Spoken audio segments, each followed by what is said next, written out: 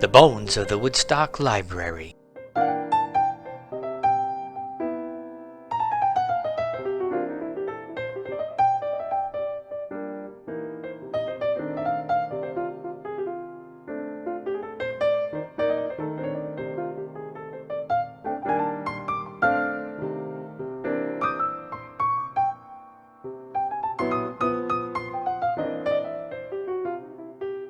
I'm John Ludwig. I have attended every library board meeting except two since January 2014. And I also go to most of the committee meetings, especially the building committee, the fundraising committee, and the Build a Better Library committee. I have two reasons why I wanted to call this meeting. The first one is that since the library annex plan was ended in 2015, the possibilities for upgrading and expanding the library have not been explored by the trustees. And the other reason is that the facilities expansion process, which they've been doing for several years now, has not included an open discussion among the residents of Woodstock. I'm going to say a little bit about the master facilities plan that the library did. I was on the board in June 2016 when we vetted firms, and we chose AEG Cone. It's a firm that put in a bid for about $50,000, and we selected them and we paid them $50,000. And they started around June of 2016.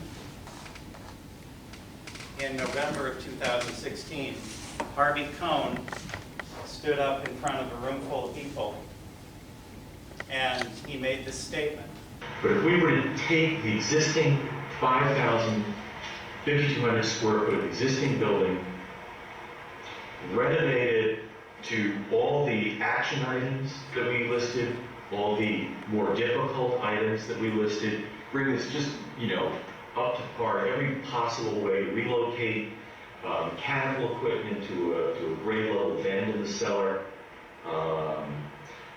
reworking really all the bookshelves, maybe putting in new to create the ADA access throughout. Everything you could possibly do to bring this building up to par. We come up with a number of $765,000, about $125 per square foot. That's just to renovate this first floor area where we're sitting now, so to speak.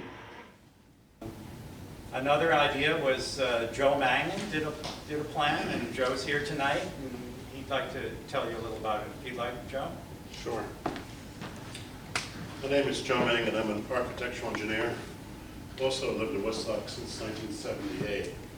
I took the library board at their word and said that they really wanted to, make things better, but they couldn't afford it. So I went back and looked at what you could do with less money than you're going to spend on the annex.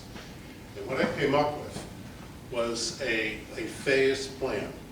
And I looked into actually, in the back of the building, getting a pre-engineered post and beam building that you could actually almost buy out of a catalog. You knew exactly what it was going to cost. It would come with stamped engineering drawings and architectural drawings.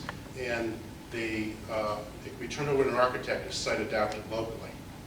Now, if you took down the existing book barn in the back and built this new building, in the new building could be new engineering systems and heavy loaded floors so you could move the stacks in there. That would allow you to take out the engineering systems out of the basement and bring them to the new building, and then fill in the basement to take care of the moisture problem. Bob Lavaggia, he's going to tell you a little about what he's done. Thank you, John. Just a brief introduction. I've been an architectural designer and builder in Woodstock for 48 years. Built many houses in the area and renovated many other houses. On the left is a probable monolithic floor plan that Tilly will present next month. On the right is a possible renovation plan that keeps the old building. They are approximately the same size. On the left is a probable second floor of Tilly's design. On the right is a possible renovation design. The left is monolithic. The right is more characteristic of Woodstock architecture. On the left is the existing library. On the right is a two-story addition that gives the library 12,000 square feet. This is a Photoshop showing the large addition in the back. Our architect, Stephen Tilley, believes that the greenest building is the one that already exists. Yet he's ignoring that environmental principle when it comes to the Woodstock Library. He doesn't want to build an addition behind our library. He wants his library to be prominent from Tinker Street. Okay, last one, Curry Rinsler, architect, is here, and he did some drawings, again, volunteering his time, and Curry would like to talk about his concept. Thanks very much, John. This is the existing library. This is the east view. It's a little bit like the elevation. And right here is the door to the addition, the main entrance to the addition. These are doors to what might be happening in this room. We could talk about that more later. And then talk about the connection from the second floor. This is the link Yeah. from the addition, second floor, to the second floor of the library. Renderings of Curry's design.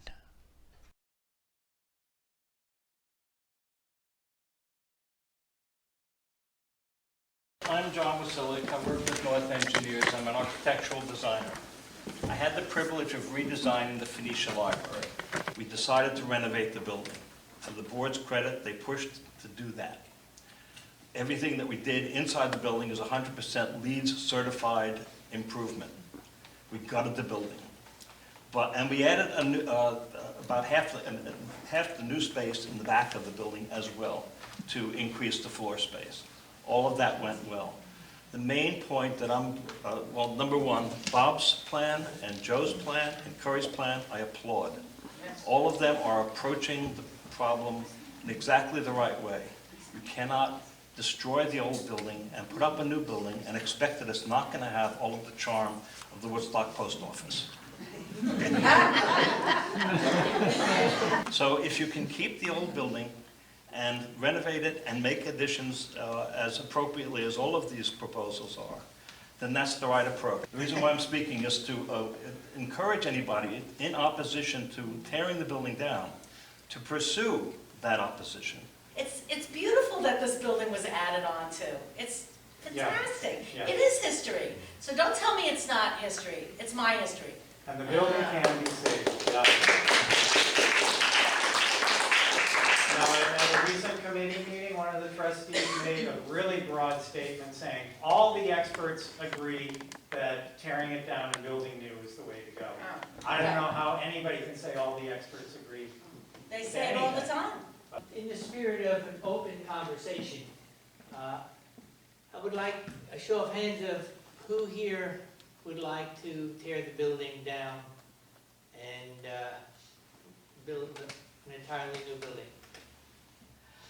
Okay. I was expecting a man. There's one in every crowd. Well, let's introduce Marty Nystrom is on the building committee. So my question, what do you think are the advantages of tearing it down? Your design brought up the side entrance, which is what the master plan called for, and the master plan did study all of the alternatives. Scheme 2 and 2A talked about wrapping the building, but in the final conclusion they said they felt that building new was better, and it's in the report, and I can read it to you if you want to spend the time. But they suggested a side entrance on Library Lane for the purpose of having an entrance where functions happen both sides of it, and I felt that was a good thing. As long as you've given me the opportunity, I'll gladly read to you a statement I wanted to make. This is a statement entirely mine. This is not with the board of directors. This is the Board of Trustees, this is not with the committee. This has not been cleared by anyone. It's not been reviewed by anyone. This is my personal statement. And I say, and I'll give Nick a copy of this, the term renovation has many interpretations and is subjective. Some feel it's cost-effective, some quote like, unquote, the existing front, and some wish to have a modest renovation.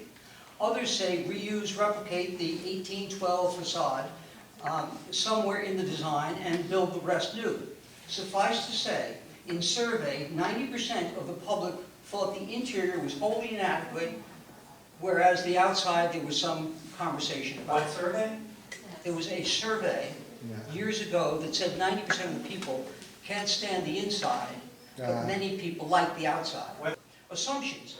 Any renovation would be up to the latest code requirements, agreed, including safety, accessibility, structural, environmental, and energy. There will be no grandfathering of these aspects. It would be remiss to not build to the safest code compliant criteria. Sustainability and the town resolution on net zero ready will be recognized. Where possible, comply to the extent possible with the Woodstock zoning resolution, including height and bulk. Parking shall be maximized to the extent possible along the entire library lane side, where it is expected that upwards of 11 additional cars can be accommodated, more than 6, actually 11. Subtract some for coming in from the side, if that happens. As the site is small, we must build a structure to maximize the site usage and building potential. With building the maximum enclosed space reasonably available, there will be opportunities for present or future dedicated interior spaces via donation. Build to the maximum volume affordable and do not compromise site potential. Okay, your opinion. Yes, this is my opinion. Maximize, we have a tight site, you must maximize the usage of it. The structure must embrace and be part of the lawn, open to the lawn to the extent possible. Concerns, here are concerns about renovation. Taking it down piece by piece will be time consuming. Change orders, price exposure, hidden conditions, and administration are but a few of the obvious concerns. We the public, will expect any board to correct the hidden conditions as they appear. We will be at the cost mercy of a contractor, even with the best construction documents and even with the best administration and even the best contractor subcontractor. Please summarize it right here. Well, I will summarize it then. Downtime. Renovation will take much more time than building new. Extension requirements. The renovation, the floor has to be raised. We're in the floodplain. We're going to have to raise the floor, Jerry. That's baloney. Have you ever been down that bit? How many people have been down In the that final basement? analysis, efficiency of operation. You know that the basement is only about that wide in that building. The rest of it is all earth. I'm reading you my opinion, my presentation of the facts.